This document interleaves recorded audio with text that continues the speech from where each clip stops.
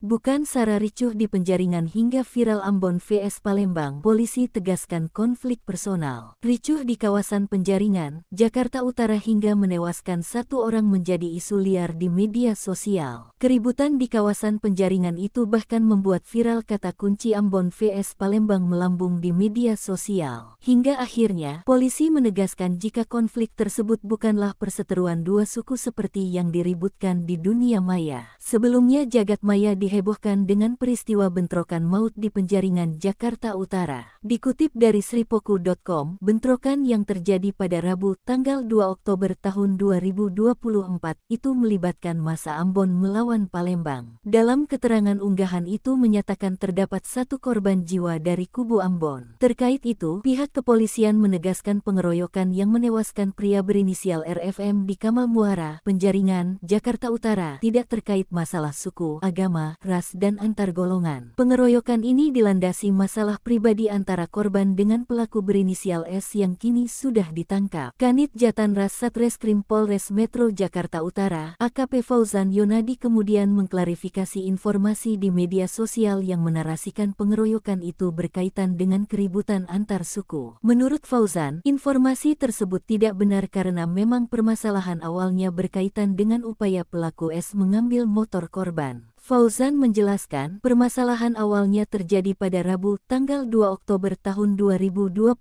lalu, di mana S dan RFM yang sebelumnya saling mengenal bertemu di wilayah Jakarta Barat. Saat itu, S tiba-tiba membawa kabur motor Honda PCX milik RFM dengan maksud menggadaikannya. Terus kemudian akhirnya korban menghubungi yang lain, sehingga terkumpul 5 orang melakukan pencarian terhadap pelaku berikut dengan motor yang dibawa lari. Ketika RFM berhasil menemukan motornya yang dibawa kabur S, ia langsung berupaya membawa harta miliknya itu. Namun, saat itu S melakukan provokasi dengan meneriaki RFM maling. Hal itu memancing sejumlah orang dekat S di sekitar lokasi geram dan mengeroyok korban. Dari beberapa pelaku pengeroyokan, salah satunya ialah K yang tiba-tiba menyabetkan senjata tajamnya ke lengan korban. Terjadi keributan di sana. Kemudian korban diserang oleh beberapa pelaku yang ada di sana. Atas kejadian ini, RFM tewas bersimbah darah dengan luka di lengan dan kepalanya. Polisi yang menerima laporan itu segera melakukan penyelidikan dan menangkap kedua pelaku, S dan K. Mereka kini ditetapkan tersangka dengan jeratan pasal 170 KUHP tentang pengeroyokan.